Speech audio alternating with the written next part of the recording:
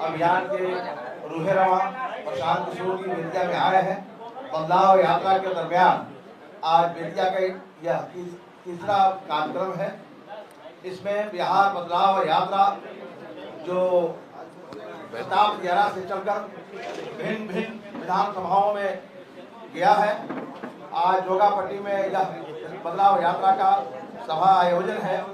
उस परिप्रेक्ष्य में हमारे नेता यहाँ मौजूद हैं। आप सभी जानने के लिए यहाँ आए हैं। निश्चित रूप से सारे सवालों का जवाब हमारे बीच जो हमारे रूहे रवा हैं, मेरे कारवां हैं प्रशांत किशोर जी, वो आपको देंगे। आप बिल्कुल खामोश हो और दिल खोल कर सवाल कीजिए और जवाब दीजिए। बहुत बहुत धन्यवाद। बहुत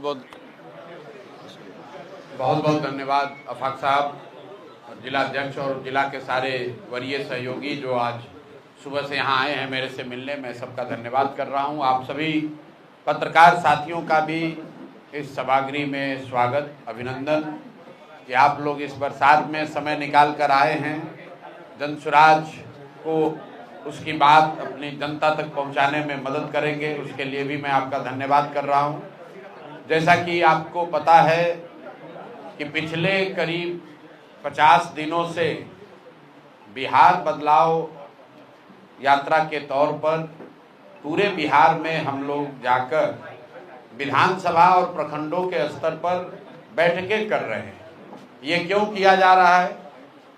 ये इसलिए किया जा रहा है कि आज से 2.5 बरस पहले जब मैंने आप ही के जिले पश्चिम चंपारण के भितिहरवा से पैदल चलना शुरू किया, तब करीब 2.5 बरस पैदल चल के हम लोगों ने जनसुराज के विचार, इसकी परिकल्पना, इस प्रयास के बारे में समाज को बताया। ये बताया कि बिहार में जो गरीबी है, जो अशिक्षा है, जो भ्रष्टाचार है, जो पलायन है, इन मुद्दों को समाज के लोग कैसे एक साथ आकर गांधी और बाबा साहब के आदर्शों पर चलकर कैसे वो इससे एक रास्ता निकाल सकते हैं। सिर्फ बिहार की समस्याओं को नहीं देखा, उस समस्या से निकलने का एक रास्ता भी समाज को बताने का प्रयास किया गया। उसी प्रयास का नतीजा है कि करीब करीब 5500 गांव में मैं खुद गया, पैदल चल कर गया, और उसके बाद 2.5 बरस में करीब 1 करोड़ लोगों ने ये तय किया कि बिहार में एक बेहतर और सशक्त ईमानदार विकल्प की जरूरत है। और 2 अक्टूबर 2024 को सबने मिलकर एक दल बनाया जिसका नाम आप और हम जनसुराज के तौर पर जानते हैं। 2 अक्टूबर 2024 के बाद से करीब करीब 6 महीने हम लोगों ने उस दल का संगठनात्मक स्वरूप बनाने में लगाया है। आज मैं आपको यकीन से कह सकता हूं कि बिहार में राजनीतिक संगठन के तौर पर जनसुराज से बड़ा राजनीतिक संगठन कोई नहीं है। आपके पास विधायक मंत्री ज्यादा हो सकते हैं, आपके पास सांसद हो सकते हैं, लेकिन कार्यकर्ताओं और सदस्यों के तौर पर जनसुराज आज बिहार का सबसे बड़ा आउटफिट है। भाजपा का यहाँ दावा है कि उनके करीब करीब 70 लाख प्राथमिक सदस्य हैं। जनसुराज को 1 करोड़ लोगों ने मिलकर बनाया है, और बनाने के बाद हर महीना करीब करीब 3 से 3.5 लाख लोग बजाबता 10 रुपया पैसा देकर हर महीना जनसुराज की प्राथमिक सदस्यता लेते हैं। तो पिछले महीने तक करीब करीब 1.25 करोड़ बिहार के लोग जनसुराज से सीधे तौर पर जुड़े हुए हैं। दूसरी बात, जनसुराज पिछले 30-35 साल में पहला ऐसा दल होने जा रहा है जिसने घोषणा की है कि बिहार को में व्यवस्था परिवर्तन के लिए किसी भी तरह का किसी नेता, किसी दल से गठबंधन नहीं, सिर्फ और सिर्फ बिहार की जनता से गठबंधन। एक ही एजेंडा है, बिहार से पलायन बंद होना चाहिए, बिहार में शिक्षा रोजगार होना चाहिए। ये दल किसी जाति का नहीं है, किसी व्यक्ति का नहीं है, किसी परिवार का नहीं है। आपको ये दिख सकता है कि आज प्रशांत किशोर इसके अगुवा के तौर पर देख रहे हैं, लेकिन मैं आपके सामने दावे के साथ कह रहा हूं कि आप कुछ वर्षों में वो दौर भी देखेंगे जब प्रशांत किशोर से भी काबिल लड़के इसी बिहार के मिट्टी से निकलेंगे और वो प्रशांत किशोर से ज्यादा नाम, प्रतिष्ठा, इज्जत और जनता का समर्थन जनसुराज के प्लेटफॉर्म के जरिए हासिल करेंगे। यही जनसुराज का उद्देश्य है। बिहार में व्यवस्था परिवर्तन हो, लेकिन वो परिवर्तन किसी परिवार के द्वारा नहीं, किसी जाति, किसी व्यक्ति विशेष के द्वारा नहीं, बिहार के हर उस व्यक्ति के सामूहिक प्रयास से हो जो बिहार में एक नई राजनीतिक व्यवस्था चाहता है, जो ये चाहता है कि आने वाली पीढ़ियों को कोई बिहारी कह के गाली न दे। हम लोग, आपने देखा होगा पिछले 2.5 बरस में मैंने बिहार में एक चीज प्रस्थापित करने की कोशिश की है कि किसी दल का, किसी व्यक्ति का, किसी नेता का नारा नहीं लगाना है। ये बात बहुत लोगों को समझ में नहीं आती है कि मैं जय बिहार जय जय बिहार क्यों कहलवाता हूँ। वो इसलिए कि बिहारी शब्द ही गाली बन गया है। बिहारी कहे जाना अपने आप में शर्म की बात हो गई है। तो ये हम लोग का संकल्प है और हर बिहारी का ये संकल्प होना चाहिए कि जब तक बिहारी कहे जाना गौरव की बात न हो, तब तक बिहार को इस दुर्दशा में पहुंचाने वाले नेताओं का, दल का कभी हम लोग नारा नहीं लगाएंगे। उसमें प्रशांत किशोर भी शामिल है। अगर हम भी पहले सजग हुए होते, हमने भी पहले प्रयास किया होता तो शायद बिहार की ये दुर्गति नहीं होती। इसीलिए किसी व्यक्ति, किसी दल का नारा नहीं, सिर्फ और सिर्फ अपनी धरती, अपने इस मातृभूमि का नारा लगाते हैं हम लोग। जय बिहार, जय जय बिहार। अब आपके जो सवाल हैं वो आप सवाल कर सकते हैं। बहुत बहुत धन्यवाद। सर, महागठबंधन अभी बिहार में सत्ता में नहीं है, लेकिन कल रोजगार मेला का आयोजन किया है पूरे बापू सभागार में। सर, किस नजरिए से आप देख रहे हैं इस चुनाव पे? बेरोजगार युवा उधर आकर्षित होते हैं या फिर नहीं? मेरे भाई, आकर्षित होना नहीं होना वो बिहार के युवाओं पर छोड़ दीजिए। बिहार का युवा इतना मूर्ख नहीं है जितना कि राजनीतिक दल और आप जैसे कुछ पत्रकार समझते हैं। बिहार का युवा इतना मूर्ख नहीं है। जिस महागठबंधन की आप बात कर रहे हैं, कांग्रेस का बिहार में करीब 40-45 साल शासन रहा। देश का सबसे गरीब और पिछड़ा राज्य बिहार कांग्रेस के राज में बना। जिस महागठबंधन की आप बात कर रहे हैं उसका नेतृत्व लालू जी और तेजस्वी यादव कर रहे हैं। ये लोग पिछले 15 साल, 30-35 साल में 15 साल खुद मुख्यमंत्री रहे। 3 साल तेजस्वी यादव स्वयं से उप मुख्यमंत्री रहे। तो उन्होंने कितने रोजगार दिए हैं, बिहार की क्या दुर्दशा उन्होंने की है, ये प्रशांत किशोर को बताने की जरूरत नहीं है। पूरा समाज जानता है कि लालू जी के कालखंड को जंगल राज कहा गया और पश्चिम चंपारण से ज्यादा इस बात को कौन जानता है, किस दुर्दशा में यहाँ पर लोग रह रहे थे। शायद देश का एकमात्र बस का, पूरे बस का यात्रियों के साथ अपहरण की घटना अगर मुझे ठीक याद है तो इसी जिला में लौरिया के पास हुई थी। क्या उस दौर को आप वापस लाना चाहते हैं? ये रोजगार मेला और कलम बांटना, किसी ने कहा कि तेजस्वी यादव कलम बांट रहे, तो हमने कहा भाई तेजस्वी यादव कलम वाले नहीं, कट्टा वाले नेता हैं। जब तेजस्वी यादव और राजद की सरकार थी तो बिहार की पहचान कट्टा बनाने वाले राज्य के तौर पर होती है थी। अब क्यों कलम बांट रहे हैं हम आपको बता देते हैं। कोई, जब आप सुनते हैं कहानी, शेर बूढ़ा हो जाता है, शिकार करने की क्षमता खत्म हो जाती है, तो सुने न सोना का कंगन दिखाता था। उसी तरह तेजस्वी यादव जैसे लोग कलम दिखाकर लोगों को भ्रमित करना चाहते हैं ताकि आप फंसिए। जिस दिन आपको फंसाकर सत्ता में आया तो अब उसका कैरेक्टर, चरित्र नहीं बदला है, फिर आकर आपको खाएगा ही खाएगा। फिर यहाँ आकर रंगदारी, अपहरण, भ्रष्टाचार ही करेगा और जनता उसमें फंसने वाली नहीं है। सर, मेरा 2 सवाल है। मुख्यमंत्री के द्वारा बढ़ाया गया जी, बहुत उसका बिल्कुल स्वागत करते हैं। आ रहे हैं, उस पे आ रहे हैं। वृद्धा पेंशन बढ़ के 1100 हुआ है, इसका स्वागत करते हैं। लेकिन आपको ये समझने की बात है कि 20 बरस से नीतीश कुमार मुख्यमंत्री हैं। उन्होंने 400 के पेंशन को कभी बढ़ाकर 410 रुपया नहीं किया। लेकिन 3 बरस ये जन सुराज का प्रयास है। प्रशांत किशोर की ताकत नहीं है, लोगों की ताकत है। जब ये दिखा जन सत्ता के सत्ताधारियों को कि एक नया विकल्प आ रहा है जो ये बात कर रहा है कि 400 रुपया तो भीख से भी बदतर है, आज के जमाने में भीख से भी बदतर है। और जन सुराज की अगर व्यवस्था बनेगी तो 2000 रुपया किया जाएगा। उसके बाद राजद ने घोषणा की कि हम लोग आएंगे तो 1500 करेंगे। और नीतीश कुमार और एनडीए की सरकार इतना घबराई है, भाजपाई और जदयू, इन्होंने घबराहट में 1100 किया है। लेकिन ये बहुत अच्छी बात है, श्रेय किसी को मिले, लोगों का फायदा होना चाहिए। हम लोग के लिए सबसे बड़ी बात क्या है, बिना कोई एक चुनाव लड़े हुए बिहार के लाखों लोगों का पेंशन अगर हम लोग बढ़वा के 400 से 1100 कर दिए, यही तो राजनीति है। हम लोग रोज बताते हैं कि हमारे लिए राजनीति सिर्फ एमएलए एमपी बनना नहीं है। हम लोग यहाँ पर चुनाव लड़ने जीतने सिर्फ नहीं आए हैं। चुनाव राजनीति का एक छोटा पहलू है। राजनीति समाज की आवाज बनना भी है। राजनीति जो समाज में दबा कुचला है उसके हाथ पकड़ना भी है। राजनीति उन व्यक्तियों की मदद करना भी है जिनको समाज ने पीछे छोड़ दिया है। तो प्रशांत किशोर को एमएलए नहीं बनने की जरूरत है। और यही बात तो हम लोग गांव-गांव बता रहे हैं कि बिहार का सुधार जनसुराज के आने से नहीं होगा। बिहार का सुधार उस दिन होगा जिस दिन बिहार के लोगों की राजनीतिक बंधुआ मजदूरी खत्म होगी, जहां लालू के डर से मोदी और मोदी के डर से लालू को आपको वोट देना पड़ता है। जिस दिन वो बंधुआ मजदूरी खत्म हुई कि बिहार में सुधार होगा ही होगा। हमने मन से कहा, आपको भी कह देते हैं, जनसुराज आ जाएगा तो कोई गारंटी नहीं है कि जनसुराज का सब आदमी अच्छा ही होगा। अगर जनसुराज का आदमी भी आता है, उसके भी मन में ये डर होना चाहिए कि अगर हम जनता का काम नहीं करेंगे, जनता हमको हटा देगी, तभी बिहार की तरक्की होगी। हमने आगे बढ़कर कहा कि अगर जनसुराज से भी किसी गलत व्यक्ति को टिकट मिल जाए, उसको भी आप लोग वोट मत दीजिए।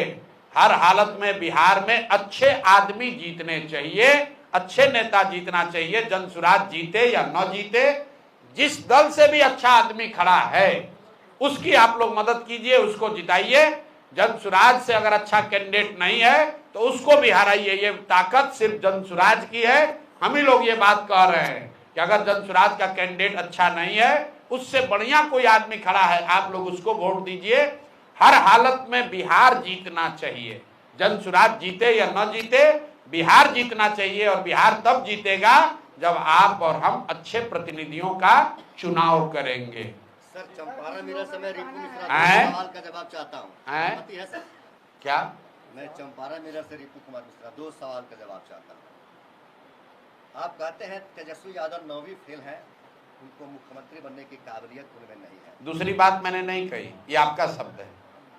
कुछ बुद्धिजीवियों से मेरी बात हुई, उन्होंने कहा कि विधानसभा में विधि का निर्माण होता है, वहाँ किसी आईएएस, आईपीएस, किसी कलाकार, इंजीनियर, यूट्यूबर्स की जरूरत नहीं है, वहाँ विधि ग्रेजुएट लोगों की जरूरत है। बेहतर विधि का निर्माण होना चाहिए। देखिए, ऐसा है, आप तो पहले इस बात को समझ ही नहीं रहे हैं कि 9वां पास होने और नहीं होने की बात क्यों कही जा रही है। मैं रोज कहता हूँ कि फॉर्मल एजुकेशन और डिग्री से आदमी बुद्धिमान नहीं होता है। बहुत पढ़ा लिखा व्यक्ति भी बेवकूफ़ हो सकता है और बहुत कम पढ़े लिखे व्यक्ति भी समझदार हो सकते हैं। हम लोग गांव देहात में सुनते हैं, हम लोग कहते हैं हमारी दादी पढ़ी लिखी नहीं थी लेकिन बहुत समझदार थी। हम लोग ये भी कहते हैं, सुनते हैं कि हमारा लड़का बहुत पढ़ा लिखा है लेकिन उसकी समझदारी अभी नहीं डेवलप हुई है। फिर हम तेजस्वी यादव की बात क्यों कहते हैं 9वीं फेल की? वो इसलिए कहते हैं कि आप ये समझिए कि कई बार परिस्थितिवश, आर्थिक सामाजिक स्थिति की वजह से आपको या आपके पूर्वजों को पढ़ने का अवसर नहीं मिला। ये संभव है कि आपको पढ़ने का अवसर नहीं मिला, इसलिए आप फॉर्मल एजुकेशन नहीं कर पाए। लेकिन आप जब मुख्यमंत्री के लड़के हैं, माँ बाप दोनों मुख्यमंत्री हैं, आपका एडमिशन किसी बैरिया और लौरिया के सरकारी स्कूल में नहीं, दिल्ली के आरके पुरम में पैसा देकर लालू जी ने अपने बच्चे का एडमिशन कराया और वहां से आप 9वीं पास नहीं कर सके, तो ये दिखाता है कि आप विद्यार्थी के तौर पर कितने सजग थे। कुछ लोगों का ये कहना है, तेजस्वी जी ने ये कहा कि भाई हम तो क्रिकेट खेलते थे, तो चलिए उन्हीं की बात मान लीजिए। हालांकि लालू जी ने खुद कहा, लोकसभा में कहा, जाकर देख लीजिए कि हम तो सोचते थे कि हमारा लड़का क्रिकेट खेलता है, वो तो तौली लेके दौड़ रहा है, पानी लेके दौड़ रहा है।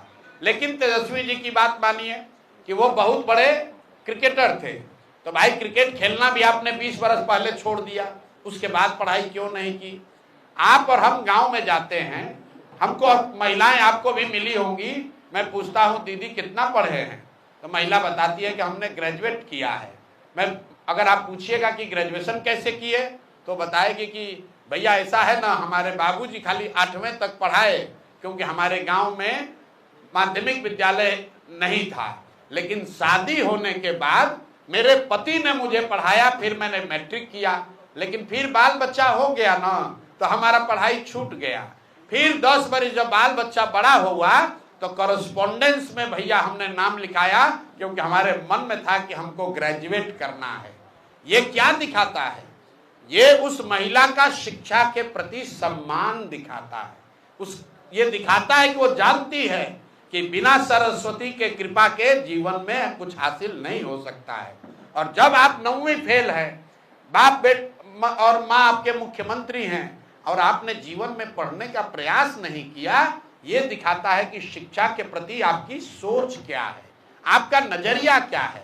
और वो बिहार के जैसे राज्य के लिए घातक है, क्योंकि बिहार का अगर तरक्की होना है, अगर बिहार को इसका गौरवशाली इतिहास वापस आना है, तो ध्यान रखिए, बिहार कभी सीमेंट फैक्ट्री बनाने का केंद्र नहीं बन सकता है।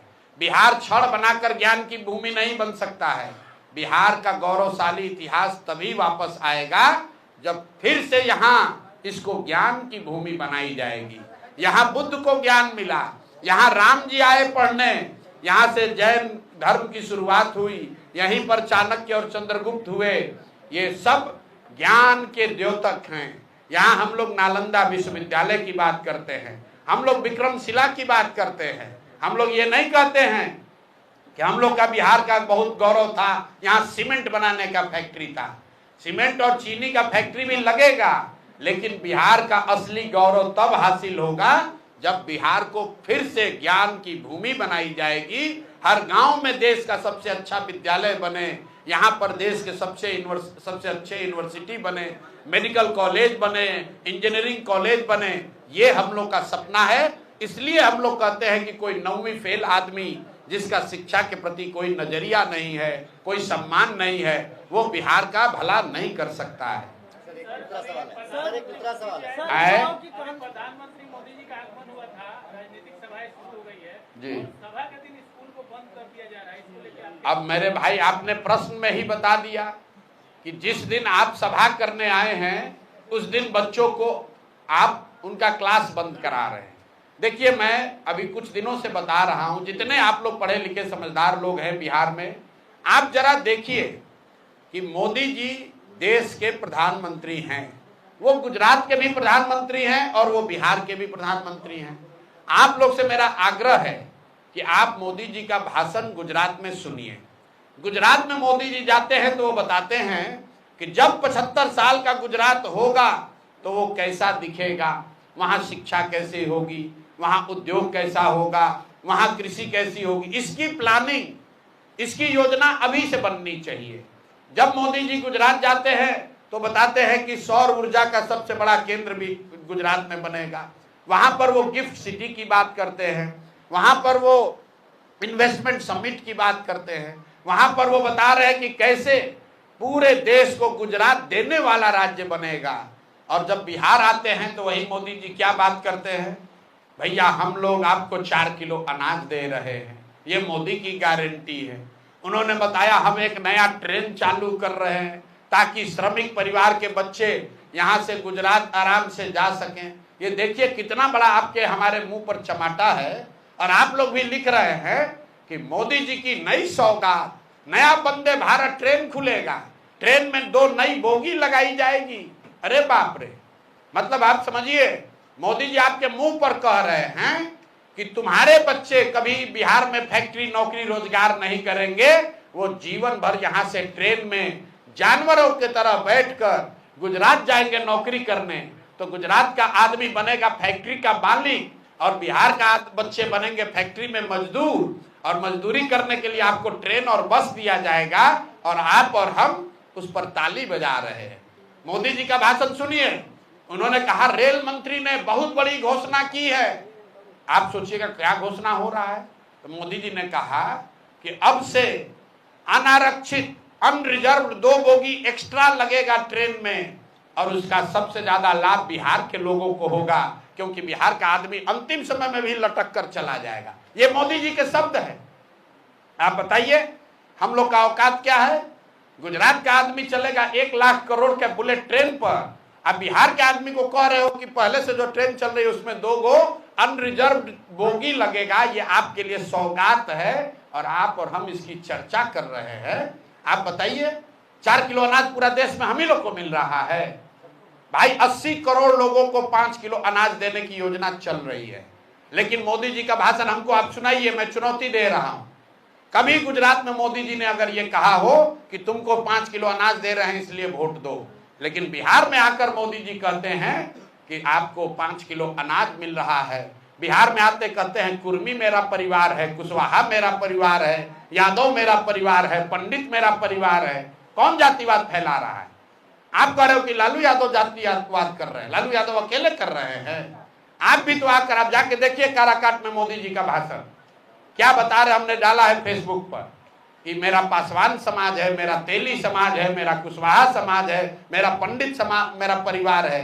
अरे वाह, यही प्रधानमंत्री का काम है कि आप आकर यहाँ जातियों को बता रहे हैं कि कौन आपका परिवार है, कौन आपका रिश्तेदार है।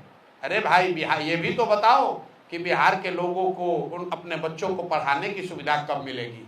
कुछ बीजेपी का समर्थक कहता है कि शिक्षा राज्य की जिम्मेवारी है। अगर शिक्षा राज्य की जिम्मेवारी है तो मोदी जी गुजरात में जाकर क्यों ये बात कह रहे हैं कि कैसे हम लोग 5G इनेबल्ड स्कूल बना रहे हैं?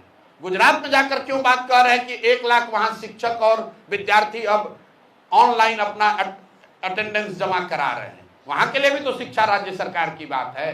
तो ये गलती मोदी जी की नहीं है, ये गलती चंपारण के लोगों की है, बिहार के लोगों की है, आपकी और हमारी है। हम लोगों ने अपना भाव इतना गिरा लिया है कि कोई नेता आता है कहता है 4 किलो अनाज दे रहे हैं, हम लोग उसी पर वोट दिए जा रहे हैं। इसीलिए ये दुर्दशा है।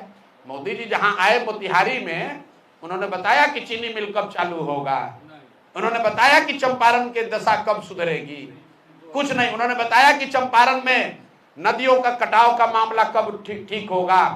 पश्चिमी चंपारण में सबसे ज्यादा विषय है नदियों का कटाव का। गंडक के वजह से कितने गांव, कितने पंचायत डूबे हुए हैं, हर साल डूबते हैं, बाढ़ आता है, नदियां गांव का गांव बहा कर लेकर चली जाती हैं।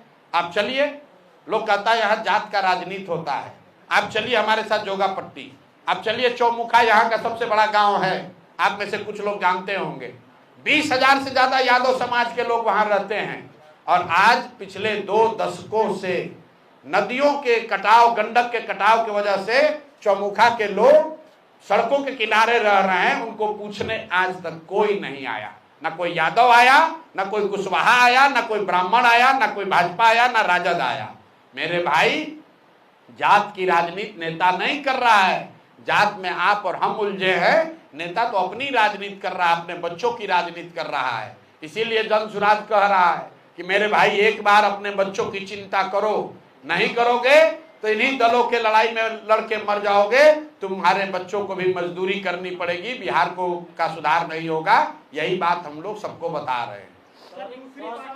दूसरी पार्टियों के द्वारा जातीय समीकरण को साधने के लिए गठबंधन किया जाता है, तो क्या भविष्य में जन सुराज भी गठबंधन कर सकते हैं? एक बार पहले ही बोल दिए, जब हम लोग का गठबंधन बिहार के लोगों से है, बिहार के गरीबों से है, बिहार में बदलाव चाहने वालों से है। बिहार में 60% से ज्यादा लोग बदलाव चाहते हैं, वो किसी जाति के हों, किसी धर्म के हों, किसी दल के हों, किसी क्षेत्र के रहने वाले हों। तो आप बताइए कि 60% से ज्यादा किसकी आबादी है? तो हम लोग का जब गठबंधन हो गया 60% उन लोगों से जो कि बिहार में बदलाव चाहता है, तो हम 60% छोड़कर किसी जाति विशेष से क्यों गठबंधन करेंगे? सर युवाओं को पार्टी में मतलब सर युवा लोगों को जब टिकट का बात आता है तो किसी भी पार्टी में 5% युवा को भी टिकट नहीं मिल पाता है। जबकि क्रांति का बात होता है, जन सैलाब का बात होता है, रैली का बात होता है, तो युवाओं को खड़ा करा दिया जाता है। इस बार 2025 में जन सुराज पार्टी से कितने % युवाओं को टिकट? कोई युवा का रिजर्वेशन नहीं है। बिहार में जन सुराज से काबिल लोगों को, सही लोगों को टिकट मिलेगा।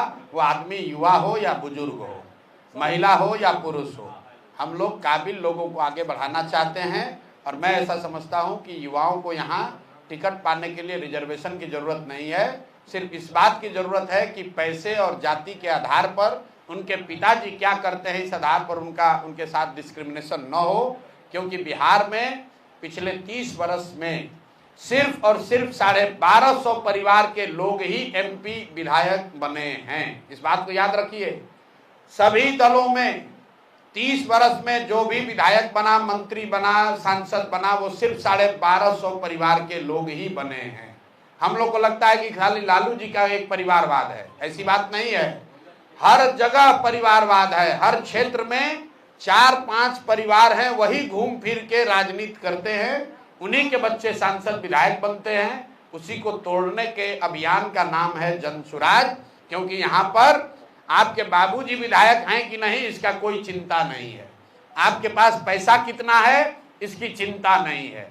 लेकिन अगर बिहार को सुधारने का जज्बा है, काबिलियत है, तो आपको जनसुराज में जगह मिलेगी और जनसुराज आपकी मदद भी करेगा। इसीलिए आप देख रहे हैं कि इतनी बड़ी संख्या में लोग जनसुराज से जुड़ रहे हैं। जॉन सुराज से इतनी बड़ी संख्या में लोग जुड़ रहे हैं, वो टिकट की अपेक्षाएं में जुड़ रहे हैं जी। तो अभी तक जॉन सुराज जो है टिकट का कोई क्लियरेंस नहीं किया है और इतनी बड़ी संख्या में लोग जुड़ते जा रहे हैं। क्या आपको नहीं लगता है कि आगे चल के ये मतभेद पैदा कर सकते हैं? क्या मतभेद पैदा होगा? मान लीजिए कि बिहार देश में सिविल सर्विसेज का एग्जाम होता है, तो जो लोग कलेक्टर बनना चाहते हैं, जो एसपी बनना चाहता है, IPS IAS बनना चाहता है, लाखों बच्चे देश के हैं जो तैयारी करते हैं, फॉर्म भरते हैं। उसमें जो सबसे काबिल व्यक्ति होता है वो IAS IPS बनता है, जो काबिल नहीं होता है वो उसके नीचे का ट्राई करता है। आपसे UPSC नहीं क्लियर होगा तो आप BPSC ट्राई कीजिएगा, BPSC नहीं क्लियर होगा तो कोई क्लर्कियल एग्जाम दीजिएगा, उससे भी नहीं होगा तो टीचर वाला में जाकर एग्जाम दीजिएगा। तो भाई सबको प्रयास करने का अवसर है, यही तो लोकतंत्र है। जो उसमें सबसे काबिल होगा वो 243 लोग विधायक लड़ेंगे, जो बच जाएंगे कल वो 1200 लोग जिला परिषद लड़ेंगे, उससे भी लोग बच जाएंगे तो 8500 मुखिया और 8500 सरपंच लड़ेंगे, उससे भी नीचे के लोग होंगे वो वार्ड सदस्य लड़ेंगे। हमने कहा है कि बिहार सिर्फ विधायक बदलने से नहीं सुधरेगा, मुख्यमंत्री मंत्री बदलने से नहीं सुधरेगा। बिहार तब सुधरेगा जब 5-7 हजार अच्छे लोग मुखिया बनेंगे, जब 20-25-50 हजार लोग अच्छे लोग वार्ड सदस्य बनेंगे। तो जनसुराज में सबकी जगह है। कोशिश होगी कि जिसमें भी जो क्षमता है उसकी क्षमता के अनुसार और समाज में स्वीकार्यता के हिसाब से उसको वो मौका दिया जाए ताकि वो आगे बढ़कर समाज में कुछ कर सके। राजनीति की क्या परिभाषा है? काबिलियत का परिभाषा ये है जिसके साथ जनता खड़ी है वो काबिल है। सर, माई बहन योजना का फॉर्म भरवाया जा रहा है महिलाओं से। माई बहन योजना का फॉर्म जो है महिलाओं से भरवाया जा रहा है। अच्छी बात है। तो जो महिला फार्म भर रही हैं उसको आप लोग भी बताइए कि माई बहन योजना लागू करने वाले दल जो हैं, पहले हैं तेजस्वी यादव। तो तेजस्वी यादव को तो ज़्यादा कुछ समझ है नहीं, आप लोग जरा उनके लिए गणना करके बता दीजिए कि बिहार में 6 करोड़ महिलाएं रहती हैं। अगर उसमें 1-1.5 करोड़ जो नाबालिग महिला है, बच्ची है, उसको अगर हटा भी दें, 4.5 करोड़ 5 करोड़ महिलाओं को अगर आप 2,500 रुपया हर महीना देंगे तो साल में 1,50,000 करोड़ से ज्यादा पैसा लगेगा। बिहार सरकार का ये बजट ही नहीं है।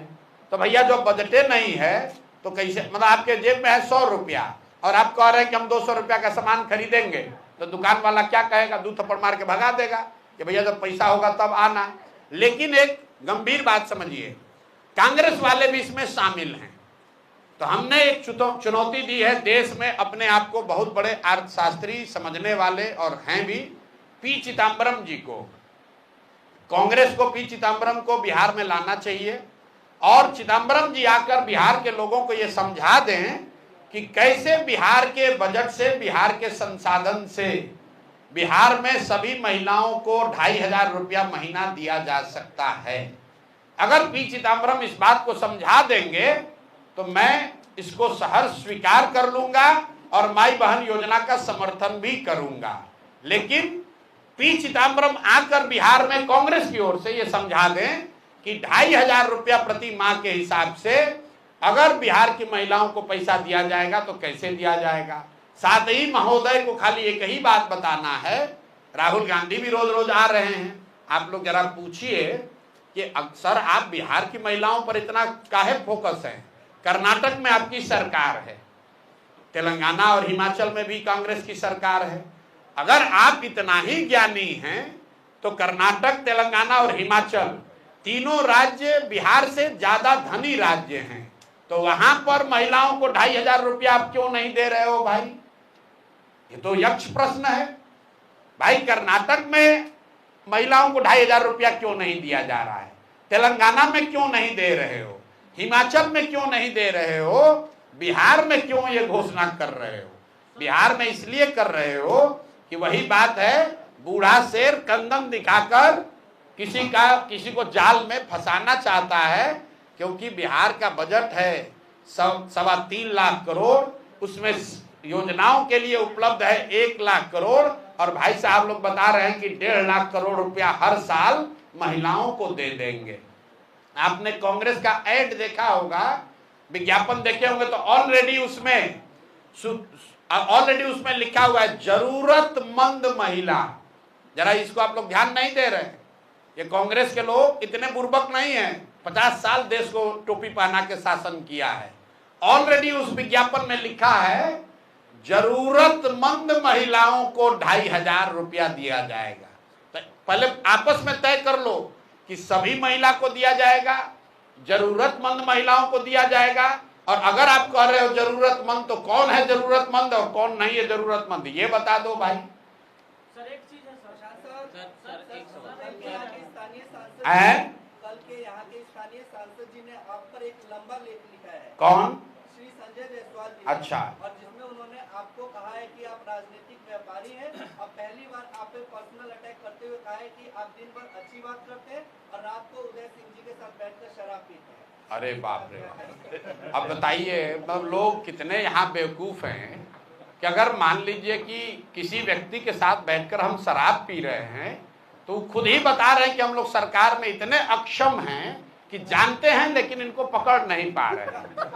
कितना बेवकूफ है ये नहीं समझ पा रहा हूं मैं। अरे भाई, अपना बेवकूफी का मेडल खुद ही अपने सीने पे लगा रहे हो। आप बताइए कि शराबबंदी है और संजय जायसवाल जी को तथाकथित तौर पर यह पता है कि हम शराब पी रहे हैं, तब तो सबसे आसान यही, हमको पकड़ लो भाई, पकड़ लो, हमको बेनकाब कर दो। अब आ जाइए कि संजय जायसवाल ने लेख क्यों लिखा है। तो क्रिकेट आप लोग देखते हैं, क्रिकेट में जब बैट्समैन घायल हो जाता है तो दौड़ने के लिए, रन लेने के लिए एक रनर बुलाता है। रनर बुलाने का एक नियम है, जो पहले से आउट होके चला जाता है वो बनकर आता है रनर। क्रिकेट देखते हैं ना, तो जिसको अभी आगे बैटिंग करने आना है वो नहीं आता है रनर के तौर पर, जो आउट होके चला जाता है उसको बुलाता है, जाओ अब वो आदमी थोड़ा घायल हो गया है बैट्समैन, रनर के तौर पर दौड़ो। तो संजय जायसवाल वही आउट हुए बैट्समैन ने, पहले अध्यक्ष थे, भाजपा ने हटा दिया। यही हटाया किस लिए था? यही फेसबुक पर लेख लिखने के चक्कर में रोज लिखते थे कि हम जदयू को तोड़ने वाले हैं, तो भाजपा वाला इन्हीं को तोड़ के हटा दिया।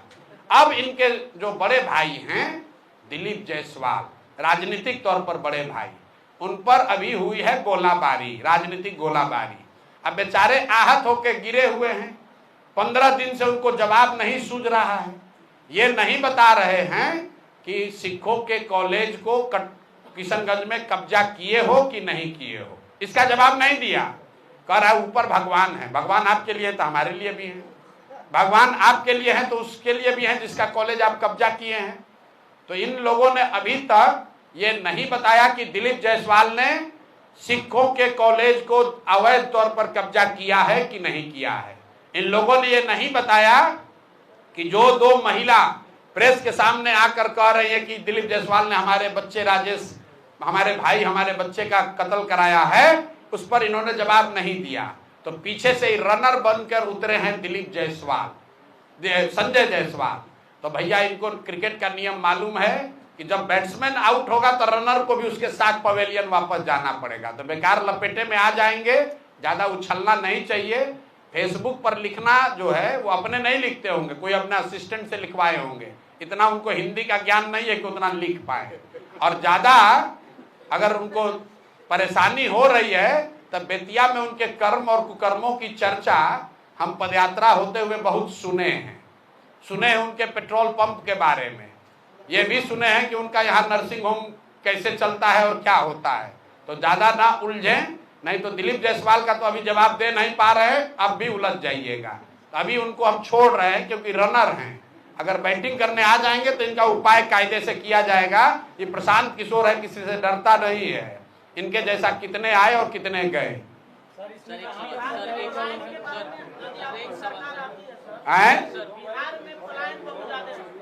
चलिए बोलिए। हाँ मुद्दे सुन लीजिए, ये अच्छा सवाल है। मोतिहारी मुंबई बनने वाला है। अब मोदी जी ने ये घोषणा की तो कैसे किया है, इसके पीछे आधार क्या है, जरा इसको ध्यान से सुनिए। मोतिहारी मुंबई बनेगा तो एम से मोतिहारी, एम से मुंबई। संथाल परगना सूरत बनेगा, एस से संथाल परगना, एस से सूरत। पटना पुणे बनेगा, पी से पटना, पी से पुणे। तो भैया तुकबंदी करने के लिए जो समझ में आया वही बोल दिया। मोतिहारी मुंबई बनेगा, पटना पुणे बनेगा, संथाल परगना सूरत बनेगा, एस से संथाल परगना, एस से सूरत, पी से पटना, पी से। तो किसी ने भाषण लिखने वाला कहा देखिए यही मिलान ठीक है, वरना पटना और पुणे का कोई लेना देना नहीं है। संथाल परगना सूरत से क्यों बनना चाहिए, वो मुंबई क्यों नहीं बनना चाहिए, ये कोई नहीं पूछ रहा है।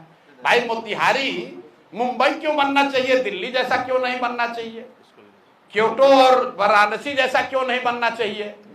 तो यही तुकबंदी है, मोदी जी इसी के लिए जाने जाते हैं। तो एम से मोतिहारी, एम से मुंबई। अब जितने लोग हैं वो अब डी से ड्रीम अपना सपना देखते रहे, एस से सपना देखते रहे और मोदी जी को 2-4 बार और जिताते रहे।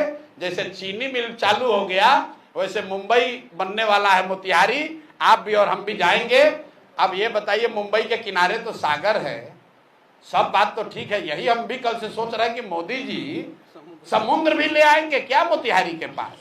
अरे भाई उन्हीं लोग कहता है मोदी है तो मुमकिन है, तो ये भी संभव है कि मोदी जी समुद्र उठा कर ले आए मोतिहारी के पास और हम लोग वहां पर बीच पर घूमेंगे, बड़ा बढ़िया लगेगा। भाई जल्दी कीजिए, हम लोग भी चाहते हैं, वो हो जाएगा तो हम भी भाजपा का वोटर बन के भाजपा को वोट देंगे। हम भी एगो घर और खरीद के अपना मुंबई